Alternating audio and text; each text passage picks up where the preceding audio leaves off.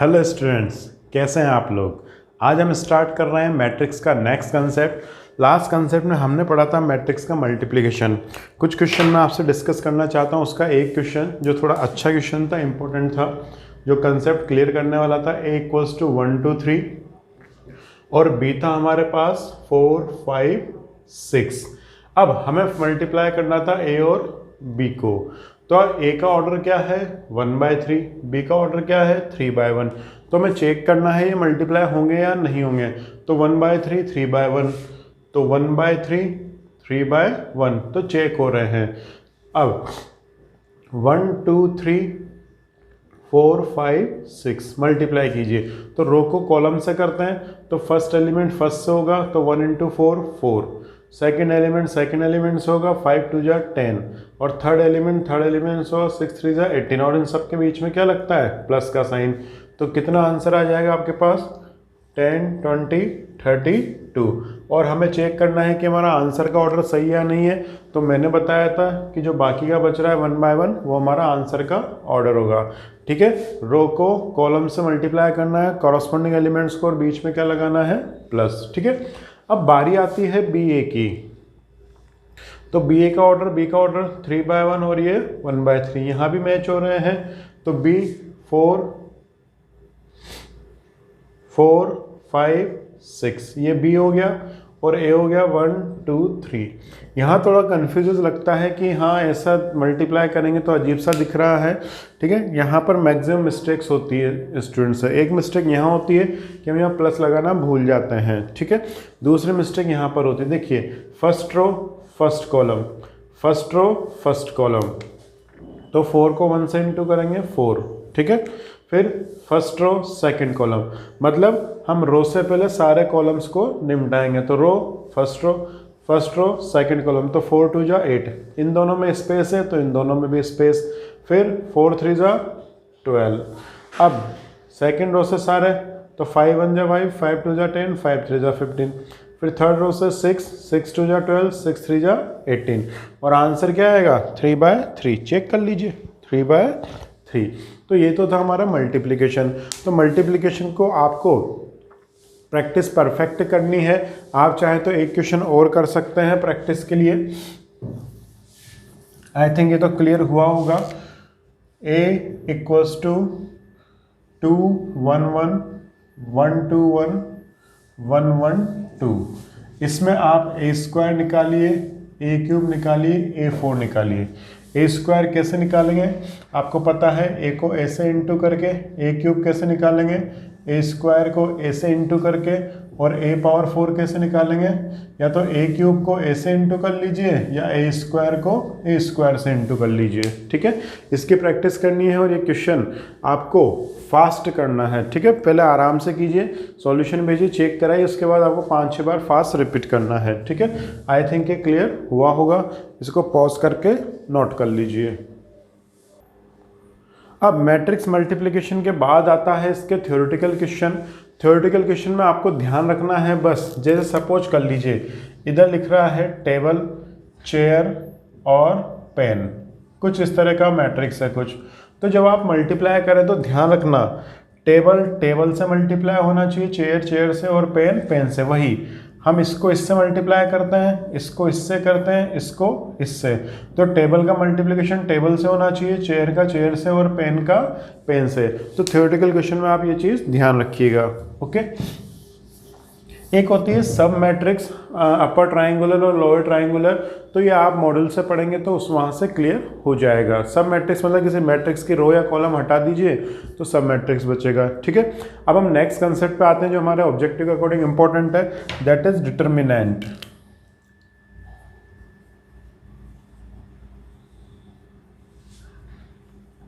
जिसे हम कहते हैं सारणिक।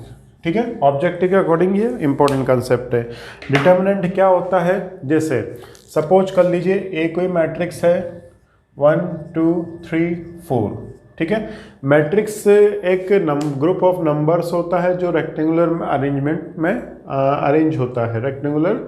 ठीक है, अरेंजमेंट होता है। अब मैट्रिक्स को हम सॉल्व करके इसकी वैल्यू फाइंड नहीं कर सकते, जबकि डिटर्मिनेंट जो होता है मैट्रिक्स से ही बनता है, उसको हम सॉल्व करके उसकी वैल्यू फाइंड कर सकते हैं। तो अगर ए सपोज कर लीजिए कोई मैट्रिक्स है, तो determinant of A is given by, इसको डिनोट करते हैं मॉड्यूलस साइन ऐसे, इसको बोलते हैं डिटर्मिनेंट ए। क्या बोलते हैं इसको? डिटर्मिनेंट ऑफ ए। और ब्रैकेट हटा के हम स्ट्रेट लाइंस लगा देते हैं जो मॉड्यूलस साइन होते हैं, ठीक है। It can't be solved, it can be solved, ठीक है। इसको सॉल्व करके हम इसकी एक पर्टिकुलर कांस्टेंट वैल्यू ऑब्टेन कर सकते हैं, इसको हम सॉल्व नहीं कर सकते, ठीक है। क्या करा हमने? डिटर्म मैट्रिक्स से तो ये मॉड्यूलस साइन लगा दी तो डिटर्मिनेंट में कन्वर्ट हो गया। ओके, वापस देखिए, जैसे सपोज कर लीजिए बी कोई आपके पास मैट्रिक्स है 1 2 3 4 5 6 7 8 9, तो इसका डिटर्मिनेंट बनाना है तो क्या करेंगे? कुछ नहीं, बस ऐसा लगा दीजिए 1 2 3 4 5 6 7 8 9। ये किस में कन्वर्जन हो गया? डिटर्मिनेंट में, ठीक है। तो ये डिटर्मिनेंट है, इसमें ज़्यादा कुछ खास नहीं है, बस आपको मैट्रिक्स से डिटर्मिनेंट बनाना है तो ये साइन लगाने हैं। अब इसको सॉल्व कैसे करते हैं वो भी हम देखते हैं, ठीक है। तो पहले हम 2 बाय 2 ऑर्डर का करेंगे। डिटर्मिनेंट ध्यान रखना हमेशा स्क्वायर मैट्रिक्स का ही निकलेगा, विदाउट स्क्वायर मैट्रिक्स का नहीं निकलेगा। स्क्वायर मैट्रिक्स का मतलब रो और कॉलम बराबर होने चाहिए। जैसे मैं एग्जांपल्स बताऊंगा, फॉर्मूला आपको अपने आप बनाना है। सपोज कर लीजिए 1 2 3 4 ये है। डिटर्मिनेंट में आपको ध्यान रखना है इसके मल्टीप्लिकेशन के पहले जो फर्स्ट एलिमेंट है फर्स्ट रो का, इसके मल्टीप्लिकेशन के पहले आपको प्लस लगाना है, इसके मल्टीप्लिकेशन के पहले माइनस लगाना है। ये साइन कैसे लगते हैं अभी बाद में पता चलेंगे। अब इसका सॉल्यूशन कैसे होता है? आप इसको इससे मल्टीप्लाई कीजिए, ठीक है, और इसको इससे मल्टीप्लाई कीजिए। मैं ट्रिक बता रहा हूँ, करना क्या है, स्टार्टिंग आपको यहाँ से करनी है। तो 1 × 4 और 3 × 2, इसके पहले प्लस और इसके पहले माइनस, बस सॉल्यूशन हो गया। 4 - 6 दैट इज इक्वल्स टू -2, ये इसका आंसर आ गया। वापस देखिए 4 8 9 12, तो क्या करेंगे 4 × 12 फिर 9 × 8 और माइनस, तो 12 4 जा 48 - 72 और सॉल्व कर लीजिएगा। वापस देखिए एक और 2 - 4 3 - 5, अब 2 × -5, अब आप चाहे तो डायरेक्ट भी कर सकते हैं, ये तो एक बार समझ में आ गया, डायरेक्ट कर सकते हैं। तो -10 फिर -12 और बीच में माइनस, ये ध्यान रखना है माइनस बहुत जान खाएगा हमारी। तो -10 -12 दैट इज 2, ठीक है। आप चाहे तो उसको भी सॉल्व कर सकते हैं। ओके, तो इस तरह से आप ये इसका सॉल्यूशन कर सकते हैं। तब इसका फॉर्मूला आपको अपने आप बनाना है। फॉर्मूला बनाने के लिए मैं फॉर्मूला की फॉर्म में लिख देता हूँ A B C D, इसका सॉल्यूशन आपको करना है, ठीक है।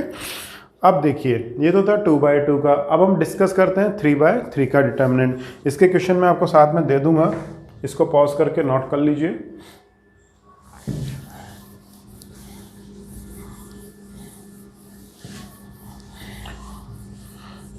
इसके वैसे लेंथी क्वेश्चंस बनते हैं, वो क्वेश्चंस आपके आएंगे नहीं, ठीक है।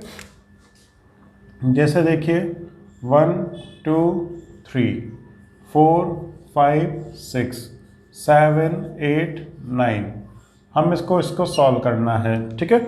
अब 3 बाय 3 का जो डिटर्मिनेंट होता है उसको सॉल्व करने के लिए आप किसी भी रो से या किसी भी एक कॉलम से any one row any one column expansion करना पड़ता है, ठीक है।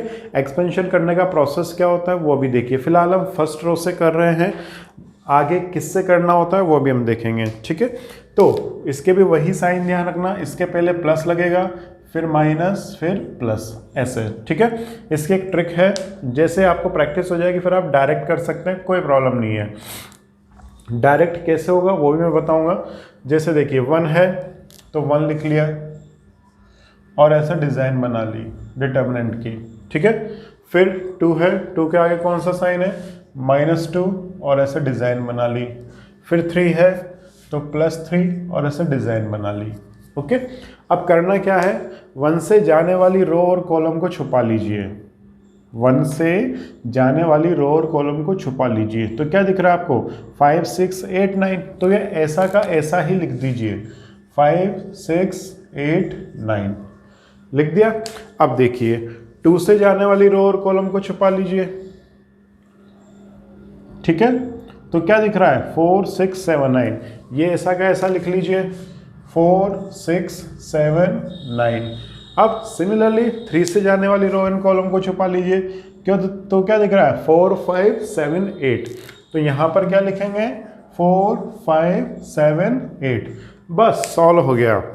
ध्यान रखना यहाँ आपको डिटर्मिनेंट लगाने हैं। वैसे हमारे पास ये ऑब्जेक्टिव है तो कोई देखने नहीं आ रहा, लेकिन फिर भी आपको ध्यान रखना है, अगर मैट्रिक्स साइन लगा देंगे तो गलत हो जाएगा। और 2/2 तो आप सॉल्व करना जानते हैं। तो अब इसका डायरेक्ट कैसे करते हैं वो भी देखिए। हमने 1 लिख दिया, इससे छुपाया। इसका सॉल्यूशन अगर आपकी प्रैक्टिस अच्छी है तो आप ओरल कर सकते हैं। तो 9 5 45 -48, या इधर से देख लीजिए 9 5 45 -48। जैसे आप डिटर्मिनेंट सॉल्व करें तो ब्रैकेट्स लगा दीजिएगा, -2, 9 4 36 -42 +3, 8 4 32 -35। ठीक है, अब इसको सॉल्व कर लीजिए, कितना बचा, -3 -2 -6 +3 -3, कितना आया, -3 + 12 -9, दैट इज इक्वल्स टू 0। तो इसका आंसर आपको क्या मिल जाएगा, 0। आई थिंक ये क्लियर हुआ होगा। इसको पॉज करके नोट कर लीजिए। ओके, अब देखिए ये तो था हमारे पास सिंपल प्रेजेंटेशन। अब इसको डायरेक्ट करने का तरीका ये है, लेकिन मैंने आपको बताया था कि हम किसी भी रो या कॉलम से इसका एक्सपेंशन कर सकते हैं। तो अब उस कंडीशन में साइन कैसे लगाएंगे, तो देखिए अगर आप फर्स्ट रो से एक्सपेंशन करते हैं तो प्लस माइनस प्लस अप्लाई करेंगे। अगर आप सेकंड रो से करते हैं तो कुछ नहीं करना, alternate plus minus plus minus plus minus plus minus plus apply करने हैं। जैसे अभी हम देखिए इस सेकंड कॉलम से एक्सपेंशन करना चाह रहे हैं, तो सेकंड कॉलम से इस क्वेश्चन का एक्सपेंशन करेंगे तो क्या होगा, सेकंड कॉलम क्या है, सबसे पहले 2 के पहले माइनस 2 से जाने वाली रो कॉलम को छुपा लीजिए, तो क्या हो जाएगा 4 6 7 9। फिर 5, तो 5 के आगे कौन सा साइन लगेगा, प्लस का, क्योंकि 5 क्या है, प्लस का, तो 5 के आगे प्लस लगा दीजिए। अब 5 से जाने वाली रो और कॉलम को छुपा लीजिए, तो 1 3 7 9 1 3 7 9। फिर -8 से जाने वाले रो और कॉलम को 1 3 4 6। और जब आप एक क्वेश्चन को 8-10 बार रिपीट कर लेंगे तो आपकी प्रैक्टिस बहुत परफेक्ट हो जाएगी। वो कैसे होगी, लेकिन ध्यान रखना मैंने क्या बोला, 8 to 10 टाइम्स रिपीट करेंगे, उसके बाद एक ही क्वेश्चन को करो, बार बार करो, बिना देखे करो, तो अपने आप स्पीड बन जाएगी। तो -2 है, तो देखिए डायरेक्ट कैसे करेंगे, इसको इससे छुपाया, 9 4 36 -42। लेकिन ध्यान रखना ऐसे तभी करें जब आपने 8-10 बार रिपीट कर लिया हो, ठीक है, या 8-10 क्वेश्चंस कर लिए हो डायरेक्ट बिना देखे। ओके, फिर 9 1 जा 9, 7 3 जा 21, तो 9 और 21 और बीच में माइनस, वापस देखिए 8 6 1 जा 6, 4 3 जा 12, तो 6 -12। अब इसको सॉल्व कर लीजिए, -6 + 5 -13 -8 -6, तो प्लस का 12 माइनस का 65 प्लस का 48। ठीक है, कुछ गड़बड़ हुई है शायद, है ना।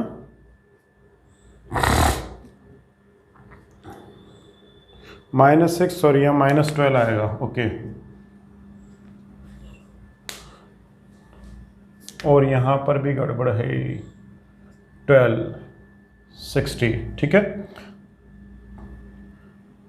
यहाँ तो प्लस ही आएगा, माइनस माइनस प्लस। ओके, अब हो गया, तो प्लस का 60 माइनस का 60 कितना आ जाएगा, 0 आंसर आ जाएगा। आप किसी भी रो या कॉलम से एक्सपेंशन कर दीजिए, आंसर हमेशा क्या मिलेगा आपको, 0 ही मिलेगा। ठीक है, आई थिंक ये क्लियर हुआ होगा, ये पॉज करके नोट कर लीजिएगा।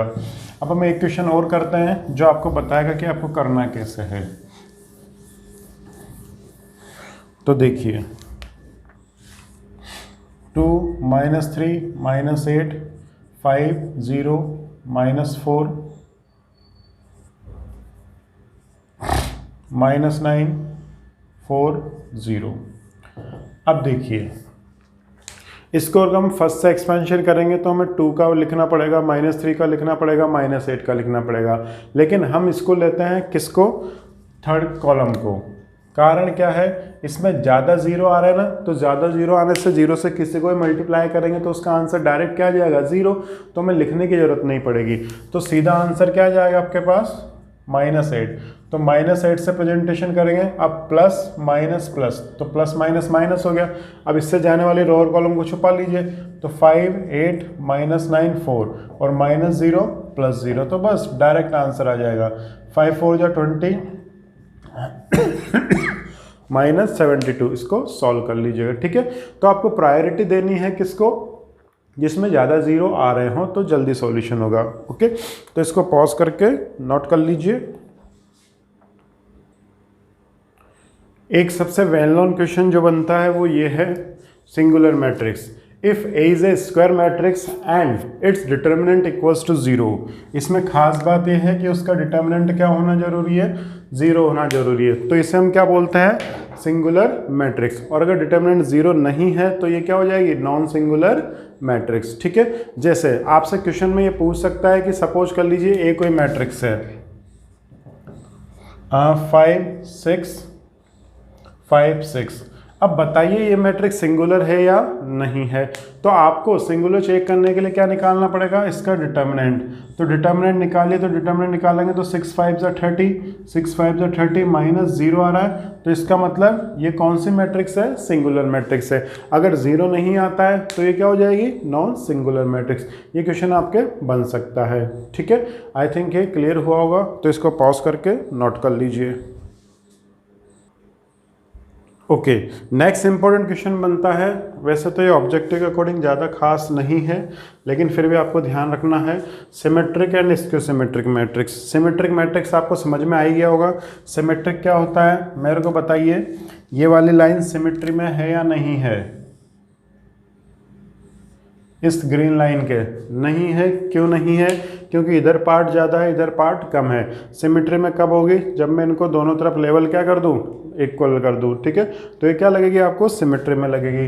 तो सेम टू सेम सिमेट्रिक और इसको सिमेट्रिक में भी यही है। पहले हम इसका स्ट्रक्चर बना लेते हैं, फिर इसको समझेंगे। तो सिमेट्रिक मैट्रिक्स के लिए स्क्वायर मैट्रिक्स होना जरूरी है। तो जैसे देखिए ये 2 4 -3 -3, 2 -8 7 -4 -4 9 9 4 5 5। अब इसमें एक खास बात है, क्या खास बात है कि स्क्वायर मैट्रिक्स तो होना जरूरी है, लेकिन वो सिमेट्रिक किसके होगी। स्क्वायर मैट्रिक्स की डेफिनेशन जो डायगोनल की पड़ी थी, मेन डायगोनल के अलावा बाकी के सिमेट्री रहनी चाहिए। तो देखिए ये दोनों एलिमेंट सेम है, -3 -3। यहाँ पर भी इस एलिमेंट को छोड़ दीजिए तो क्या होंगे, ये दोनों सेम है, ये वाले सेम है, ये वाले सेम है। मतलब मेन डायगोनल के दोनों तरफ जो एलिमेंट्स होने चाहिए वो सेम होने चाहिए। तो उसको क्या बोलते हैं, सिमेट्रिक मैट्रिक्स। अब स्क्यू सिमेट्रिक में क्या होगा वो देखते हैं। स्क्यू सिमेट्रिक में ये 0 0 होगा, ये -4 ये 4 होगा। वापस देखिए 0 0 0। अब देखिए जो भी स्क्यू सिमेट्रिक में बस माइनस का डिफरेंस आ जाता है। कैसे, यहाँ पर अगर आपके पास 4 है तो यहाँ क्या होगा, -4, ठीक है। अगर यहाँ पर आपके पास प्लस का 8 है तो यहाँ क्या होगा, माइनस का 8। यहाँ पर 9 है तो माइनस का 9। मतलब सेम तो रहते हैं, उनकी डिजिट वैल्यू तो सेम रहती है, लेकिन क्या होगा, उनके साइन क्या हो जाता है, अपोजिट हो जाता है। उनके साइन क्या हो जाता है, अपोजिट हो जाता है। और ये एलिमेंट क्या होते हैं, 0 0। अब इसकी डेफिनेशन देखते हैं। A square matrix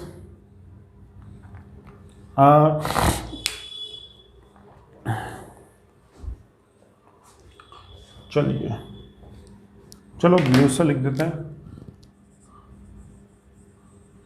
a square matrix is said to be symmetric if A dash equals to A, ये इसका आइडेंटिफिकेशन होता है। ए डैश याद है ना, ट्रांसपोज। अगर हम इसका ट्रांसपोज कर दें तो भी हमें क्या मिलना चाहिए, वही की वही मैट्रिक्स मिलनी चाहिए। तो करके देखते हैं, इसका ट्रांसपोज कर दीजिए, ए है, ये ए ट्रांसपोज है। तो ट्रांसपोज का मतलब रो को कॉलम में कन्वर्ट कर दीजिए और कॉलम को रो में। तो देखिए वही मिला ना, A transpose equals to A, T लगा दीजिए, डैश का मतलब भी वही होता है। यहाँ पर भी चेक कर लीजिए, इसमें भी क्या होगा, 2 - 4 9 -4 -8।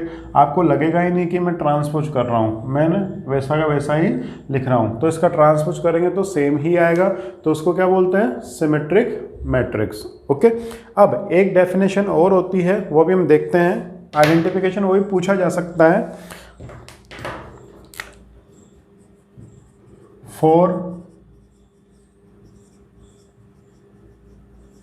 इसके symmetric A dash equals to क्या होगा, -a, sorry, A transpose equals to -a।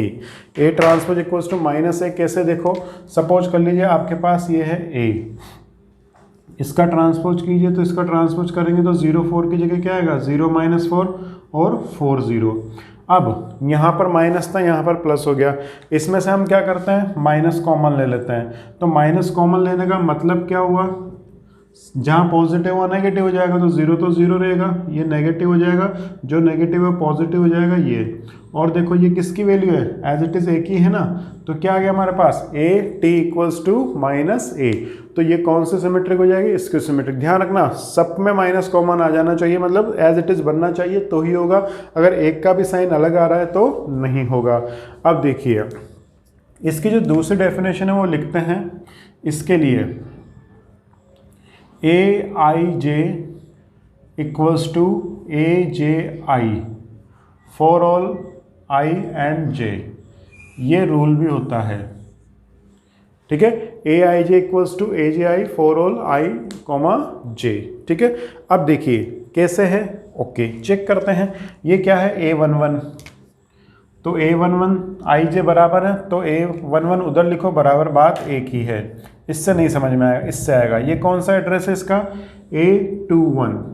अब इस रूल क्या करेंगे, A21 है तो A12 के इक्वल होना चाहिए, तो 12 के इक्वल है या नहीं है, ये भी -4 है, ये भी -4 है, तो ये इक्वल है। इसमें क्या होगा, इसमें थोड़ा डिफरेंस होगा। इसमें क्या होगा, A I J equals to -a J I for all I and J, ठीक है। A I J equals to -a J I. तो आप इसको पॉज करके नोट कर सकते हैं, ठीक है।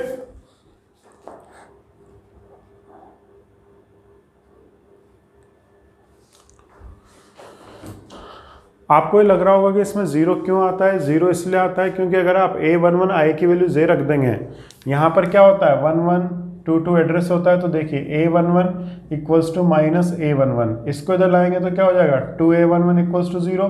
तो A11 की वैल्यू क्या है जी, हमेशा 0, तो A22 की भी 0, A33 की भी 0। तो ये अभी आपके काम का नहीं, आपको बस डेफिनेशन ध्यान रखनी है और इसको आइडेंटिफाई कैसे करना है ये ध्यान रखना है। ओके, तो आज का वीडियो हम यहीं एंड करते हैं। इसका कुछ टॉपिक बच रहा है, that is inverse matrix, cofactors वगैरह, एडजॉइंट मैट्रिसेस, वो हम नेक्स्ट वीडियो में डिस्कस करेंगे। बाकी यूँ मान के चलिए आपके जो मैट्रिसेस से रिलेटेड ऑब्जेक्टिव पैटर्न में क्वेश्चन बनते हैं वो मोस्टली हम कर चुके हैं। Okay, thank you.